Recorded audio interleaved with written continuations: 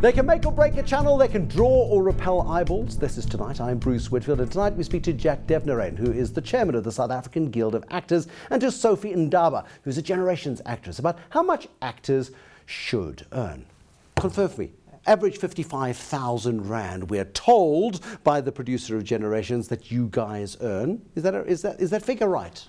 I don't think it's about what figure they said or what figures moved around. What do you earn? I never talk about that, and I'll never talk about that. I think it always remains confidential, but the highlight is that we need to put our industry in a place where it is moderated, and there's specifics of, entry level experience, etc., and our industry is not necessarily regulated. So that's why each producer. Why do you want to regulate an art form? Because we must. Otherwise, we become random. We're not random people. We're professionals. But you're artists. Yes, we're professionals. We're artists, but we're professionals. Okay, but then, if you're professionals, you want to then be paid as a professional. Don't you want to be paid as an individual rather than on a scale like everybody else gets?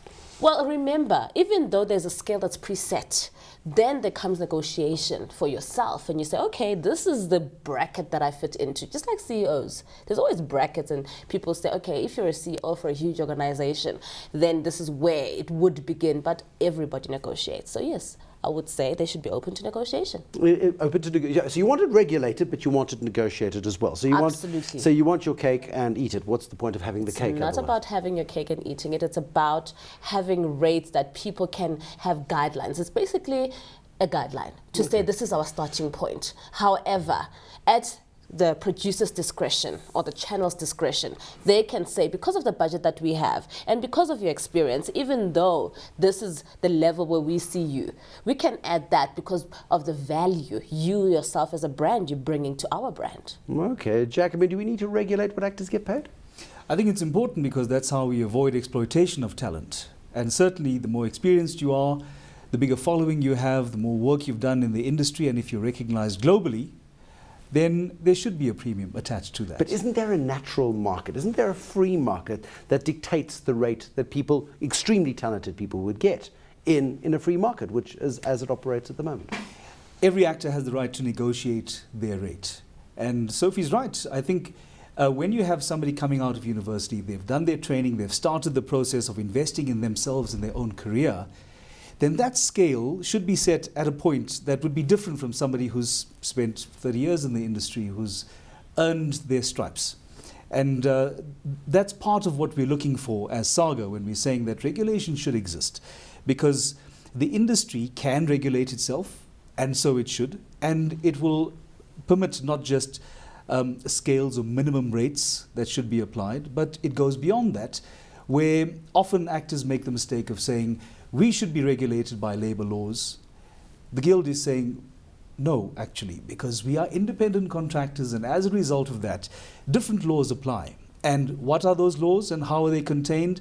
That's what the point is about regulation. But it just strikes me that you're not factory workers. You're not people who are performing a function of tightening a bolt, and Correct. Therefore we can put a value on the price of tightening that bolt for 8 hours in a mind-numbing exercise. Ever since the days of Shakespeare, travelling actors have been underpaid. Isn't that part of the gig? Isn't that the risk you take by going into it? No parent I've ever met, not even actors, encourage their children to go into acting because they know it's hard. Isn't that just part of the gig, Sophie? I don't think it's really hard. I think if there are budgets, why are the budgets not used effectively? Because if there's no budget, there's no budget. If there's a budget, there's a budget.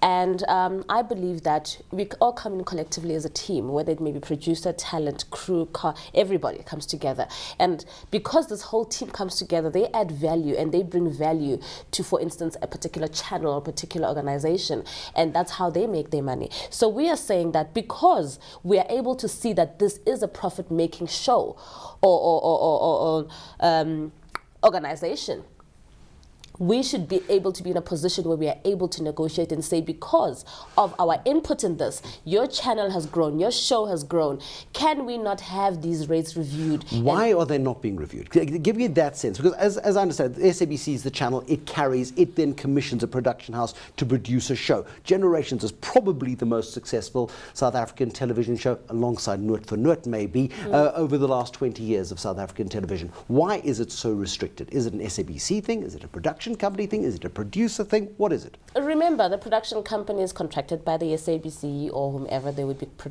contracted by, and they get a contract and they get a budget. And then that budget, it has been broken down to say this is allocated for salaries, etc., etc. And the SABC or whomever is the contractor will then say, okay, in the midst of this contract that was pre-negotiated and pre-confirmed, you are now raising these concerns. And that is what we were doing. We're raising concerns and saying that even though you've given us 3 years, even though all of this is happening, we would like you to review. And indeed, they agreed to it because they saw our point. I think the problem in all of this really came on the part where they did not come back to us and say, we've reviewed, these are our results, and this is the route we are taking, and here are the reasons. Because remember, we don't know how they run their organization, and we are in no position to say, this is how you should be breaking down your money. I mean, it's their money. So they need to come back to us and say, we are able, we are unable, this is the reasons we are able, and this is how far we can go. These are the reasons we are unable, and here are the reasons. And we then begin to talk there, and that's what this is about. Okay, but is it all over? Because you guys went on strike, and then you got fired, and then you had a big press conference, and John Carney came, and it was all terribly impressive, and now it's all gone quiet. Where are we in negotiations. We're in negotiations now. Obviously, we can't reveal anything until there's anything cast in stone. I mean, we can't speculate, we can't assume that this is how they're thinking. So they come to the table and they say this is what and that is what. And we've given ourselves probably the next 5 days or so to come to a conclusion we will announce to everybody as to the way forward. Okay. Is this a pivotal moment, do you think, Jack, in the life of South African actors? In the broadest sense, for the industry, yes, absolutely, because this has become an example of how not to manage a dispute. And as Saga, we feel that there should be... Who mismanaged it? Did the actors mismanage it, or did the managers mismanage it? Or I think did the owners of the product mismanage it? If there is a party to a dispute that ends up with actors now no longer being able to come to work, then I'd say there's a shared responsibility. If actors are looking for something, you look within the contract to say, within the terms of this contract, how are we to manage a dispute? And once you can agree on the terms for managing the dispute, then both parties, or three parties in the case of performers, because you've got the broadcaster, you've got producers, and you have actors as well.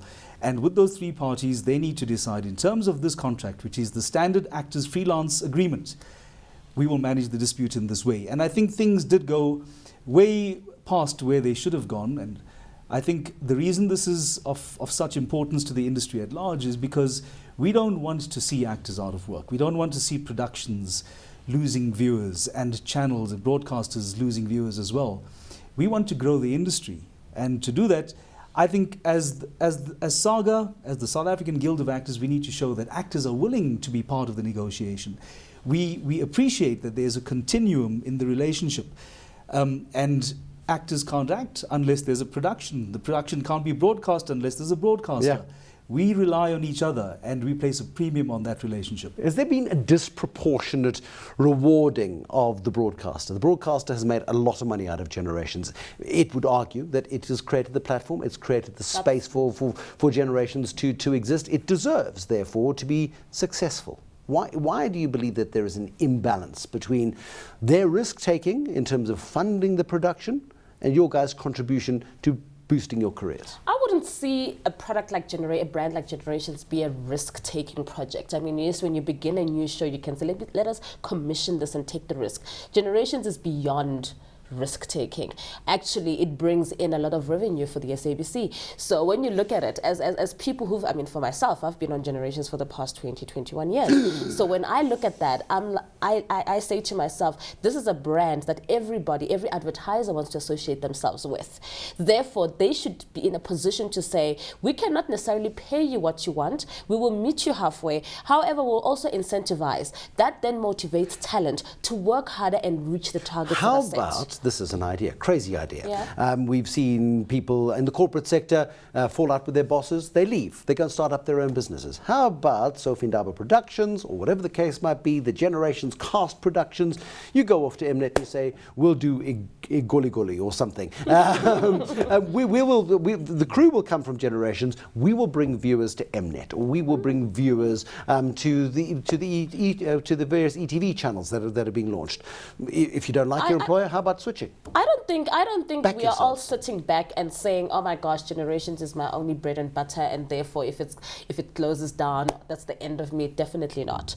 I think there are a couple of us who have approached the SABC to produce our own shows, etc., because we do see a vision of growing within the industry, and we obviously Within the see SABC? within the SABC, Most powerful platforms in the country. Absolutely, that's our fan base, and for someone like me, that is my fan base where it is. I would see myself elsewhere because it's a business situation, but the fact remains that SABC, that's where my 80% of my fan base lives there. So we have indeed approached the SABC, a few of us, in the past, long before the strikes. So they know our intention, that it's an intention of growth. So it's not an intention of sitting in one place and saying, "I want the money, full stop." No.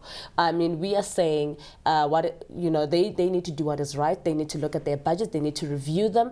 This is not one-sided. It's a collective effort. And if the producers are making a profit, we should not be privy to their profits. We don't want their profits. We are saying to